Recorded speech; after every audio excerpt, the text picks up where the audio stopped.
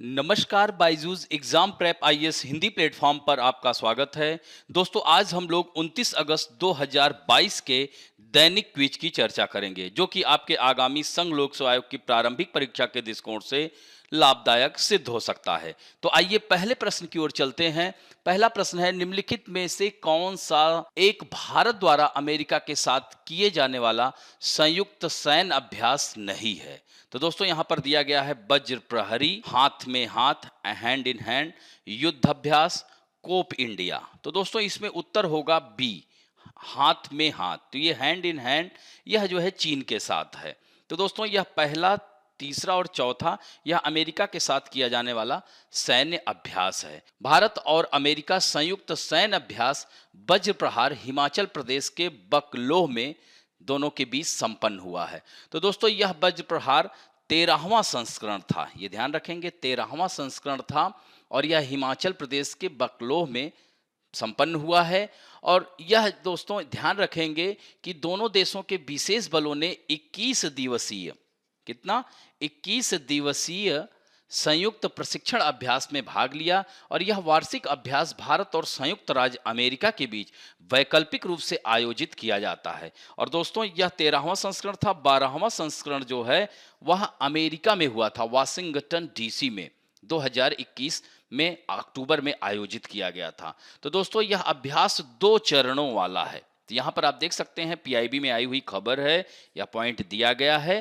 तो यह 2 चरणों वाला अभ्यास आयोजित किया गया था। पहले चरण में लड़ाकू कंडीशनिंग और सामरिक स्तर के विशेष मिशन प्रशिक्षण अभ्यास शामिल थे। और दूसरे चरण में पहले चरण में दोनों दलों द्वारा प्राप्त प्रशिक्षण के 48 घंटे का सत्यापन शामिल था। यानी दोनों दलों ने हासिल किए गए मानकों और सर्वोत्तम प्रथाओं को साझा करने के संदर्भ में अभ्यास के परिणामों पर अत्यधिक संतुष्टि व्यक्त की। और दोनों टुकड़ियों ने पहाड़ी इलाकों में नकली, पारंपरिक और अपरंपरागत परिदृश्यों में नकली संचालन की एक श्रृंखला का संयुक्त प्रशिक्षण, योजना और निष्पादन किया।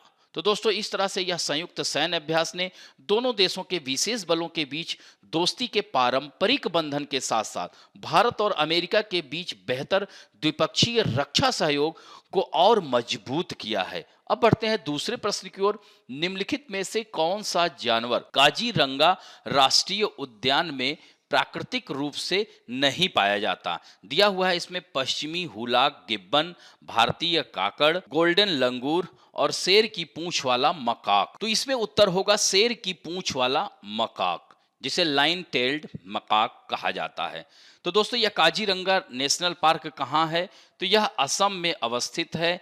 एक सींग वाला गैंडा के लिए जाना जाता है। और दोस्तों, इससे संबंधित द हिंदू में आई हुई खबर है कि Kaziranga wild life rehab centre complete 20 year, 20 साल कंप्लीट हुए काजीरंगा राष्ट्रीय उद्यान और टाइगर रिजर्व के पास पनबारी में वन्य जीव पुनर्वास संरक्षण केंद्र ने विभिन्न कारणों से विस्थापित हुए स्वदेशी जंगली जानवरों को आपातकालीन देखभाल, उपचार और पुनर्वास प्रदान करने के 20 साल पूरे हो गए। यानी 20 सालों से उनकी देखभाल, उनका उपचार, उनके रिहेबिलिटेशन के लिए व्यवस्था की गई थी। और यह असम वन विभाग, wild life trust of India और international fund for animal welfare की एक संयुक्त पहल, केंद्र की स्थापना 28 अगस्त 2002 में की गई थी। तो इस तरह से यह केंद्र 20 वर्ष पूरे हो गए इसके। और यह देख सकते हैं काजीरंगा कहाँ है? तो यह असम में है। एक सींग वाला गैंडा के लिए यह जाना जाता है। तो इस तरह से इस केंद्र ने संकट में पड़े 7,397 जानवरों को संभाला और 65% को वापस जंगल में भेज दिया गया इस केंद्र के माध्यम से। दोस्तों, तो CWRC भारत में अपनी तरह का एकमात्र केंद्र बना हुआ है, जिसने हाथी, तेंदुआ, गैंडा, बाघ, बादल वाले तेंदुआ और काला भालू, जंगली भैंस, हॉग डियर, मंट जैक, जंगली सुअर सहित 357 प्रजातियों के कल्याण और संरक्षण को सफलतापूर्वक संबोधित किया है। तो अब बढ़ते हैं नेक्स्ट प्रश्न की ओर।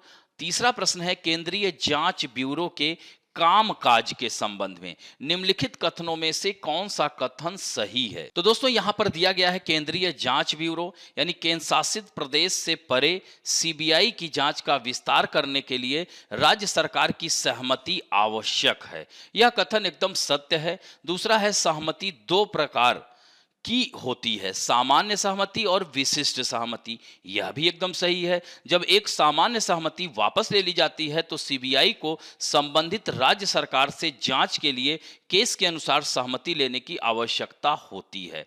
तो दोस्तों यह तीनों कथन सही है, अतः उत्तर डी होगा। इससे संबंधित खबर आई हुई है द हिंदू में। यहां पर देख सकते हैं कि महागठबंधन सरकार बिहार में सीबीआई से आम सहमति वापस, यानी कह सकते हैं कि बिहार में सत्तारूढ़ महागठबंधन के नेताओं ने केंद्रीय जांच ब्यूरो से आम सहमति वापस लेने का आह्वान करते हुए आरोप लगाया है कि केंद्र में भारतीय जनता पार्टी के नेतृत्व वाली सरकार द्वारा राजनीतिक उद्देश्यों के लिए एजेंसी का इस्तेमाल किया जा रहा है। दोस्तों दिल्ली विशेष पुलिस स्थापना, जिसे डीएसपीई कहते हैं, अधिनियम 1946 की धारा 6 के तहत सीबीआई को अपने अधिकार क्षेत्र में जांच करने के लिए संबंधित राज्य सरकारों से सहमति की आवश्यकता होती है। दोस्तों पश्चिम बंगाल, छत्तीसगढ़, राजस्थान, पंजाब और मेघालय सहित 9 राज्यों ने अपने अधिकार क्षेत्र में मामलों की जांच के लिए सीबीआई के लिए सामान्य सहमति वापस ले ली है।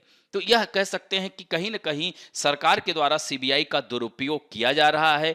दोस्तों सीबीआई की अगर हम लोग बात करते हैं कि यह भारत की प्रमुख एजेंसी है। इसका गठन 1963 में किया गया था। भ्रष्टाचार निवारण के लिए कह सकते हैं भारत सरकार के एक संकल्प के माध्यम से किया गया था। दोस्तों सीबीआई एक सांविधिक निकाय नहीं है। यह दिल्ली विशेष पुलिस स्थापना अधिनियम 1946 से अपनी शक्तियां प्राप्त करता है। तो अनेक आर्थिक अपराधों, विशेष अपराधों, भ्रष्टाचार के मामलों व अन्य मामलों की जांच करने हेतु, धोखाधड़ी एवं गबन तथा सामाजिक अपराध के मामलों की जांच करने के लिए विशेष रूप से जमाखोरी, कालाबाजारी, आवश्यक वस्तुओं में मुनाफाखोरी, अखिल भारतीय और अंतर्राज्यीय प्रभाव वाले मामलों की जांच करने हेतु इसका प्रयोग किया जाता है।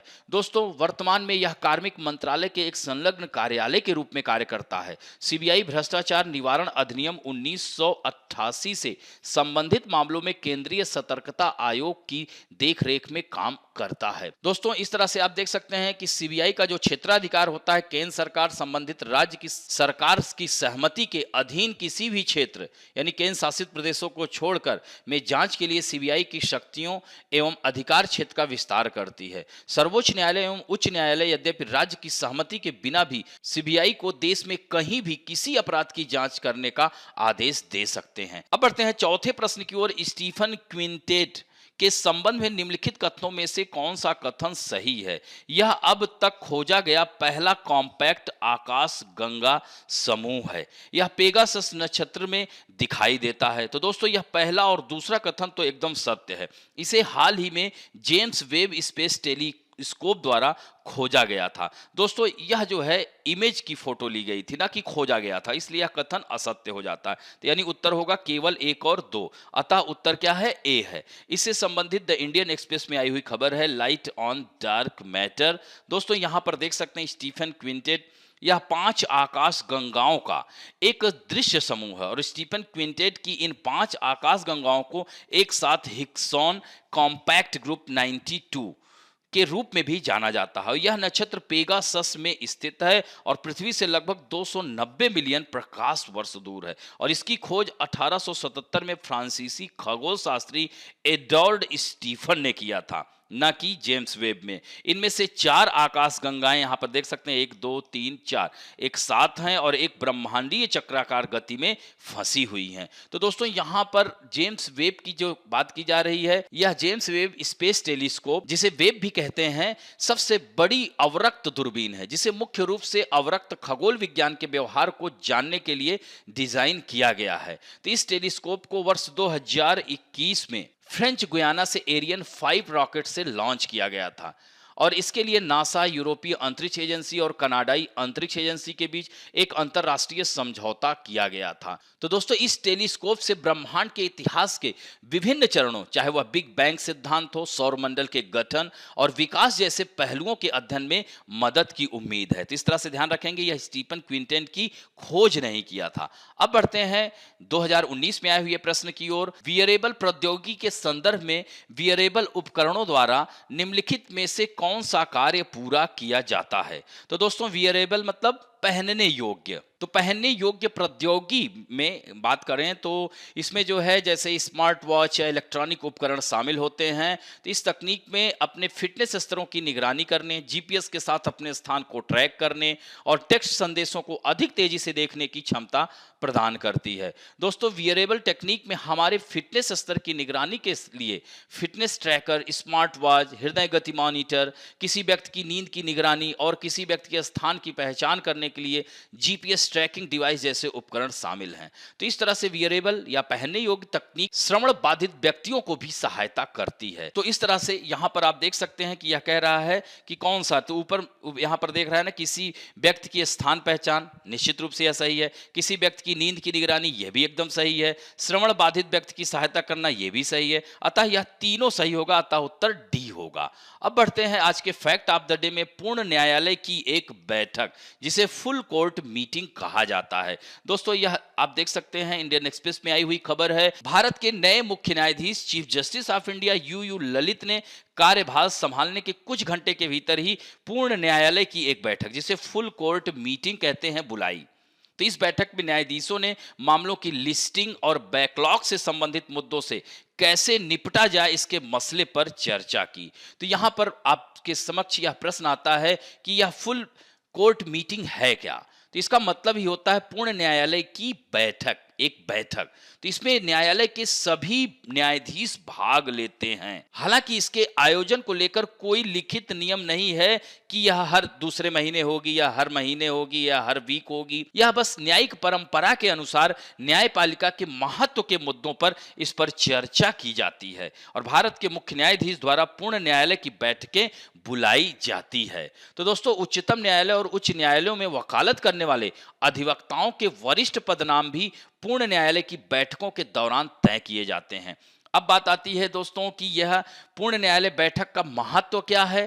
तो मूल विचार सबको साथ लेकर चलना है। यानी यहाँ पर आप देख सकते हैं कि जो नए मुख्य न्यायाधीश हैं उनका यही कहना है कि हम सब एक साथ चलेंगे, साल भर एक संविधान पीठ कम से कम चलती रहेगी और सबकी लिस्टिंग करने की बात कर रहे हैं चूंकि उनका कार्यकाल बहुत कम समय का है। तो पूर्ण अदालत की बैठकें देश की कानूनी व्यवस्था को घेरने वाली समस्याओं से निपटने के लिए इसका आम समाधान पर पहुंचने और अदालत की प्रशासनिक प्रथाओं में अगर आवश्यक हो तो कोई भी संशोधन करने का एक आदर्श अवसर देता है। यानी कह सकते हैं कि इस बैठक के आधार पर हम देख सकते हैं कि अगर समस्या अगर कोई है या इस तरह की समस्याएं जिसका निराकरण नहीं हो रहा है तो ऐसे में हम संशोधन भी कर सकते हैं। और यह कितनी बार आयोजित की जाती है, तो यह मुख्य न्यायाधीश के विवेक पर पूर्ण न्यायालय की बैठक बुलाई जाती है, जैसा कि हमने ऊपर भी कहा। तो यह कौन बुलाता है? Chief justice of India. इसलिए इसका कोई विशेष कैलेंडर का यह पालन नहीं करता है। इन बैठकों में अहम निर्णय लिए गए हैं। पूर्व में कई बार न्यायालयों की बैठकें हो चुकी हैं। जैसे 2020 में अगर हम बात करें तो वकीलों के संघ द्वारा कोविड-19 के प्रकोप और अदालत के कर्मचारियों के बीच इसके बाद के प्रसार के बाद अगली सूचना तक अदालत को बंद करने और आगे के कदमों का फैसला करने के लिए मांगों पर चर्चा करने के लिए बुलाई गई थी। दोस्तों, इसके अलावा 7 मई 1997 की बात है कि उसमें हुई एक पूर्ण अदालत की बैठक में निर्णय लिया गया था कि प्रत्येक न्यायाधीश को अपने सभी संपत्तियों की घोषणा अचल संपत्ति या निवेश के रूप में करनी चाहिए। यानी अपने नाम पर या पति या पत्नी या किसी भी आश्रित व्यक्ति के नाम पर भी तो इसको सामने लाना चाहिए। कानूनी भाषा में कहें तो किसी भी संपत्ति में पर्याप्त प्रकृति का अधिग्रहण किया जाता है तो एक उचित समय के भीतर और उसके बाद इसका एक सार्वजनिक प्रकटीकरण करें। तो इस बैठक में भाग लिया गया था, तो इसमें बात हुई थी। दोस्तों, बैठक में निर्णय लिया गया है कि भारत के मुख्य न्यायाधीश द्वारा उन न्यायाधीशों के खिलाफ उपयुक्त उपचारात्मक कार्रवाई करने के लिए एक आंतरिक प्रक्रिया तैयार की जानी चाहिए जो अपनी चूक या कमीशन के कृत्यों द्वारा न्यायिक जीवन के सार्वभौमिक रूप से स्वीकृत मूल्यों का पालन नहीं करते। तो न्यायिक जीवन के मूल्यों का पुनर्कथन में जो सुप्रीम कोर्ट और हाई कोर्ट के न्यायाधीशों द्वारा पालन किए जाने वाले कुछ न्यायिक मानकों और सिद्धांतों को निर्धारित करता है। तो दोस्तों, इस तरह से यह महत्वपूर्ण था। अब आज का अंक यहीं पर समाप्त करते हैं। आशा करता हूं कि आज का भी वीडियो आप लोगों को अच्छा लगेगा और यदि अच्छा लगे तो प्लीज लाइक, शेयर, सब्सक्राइब और बेल आइकन दबाना ना भूलें। धन्यवाद।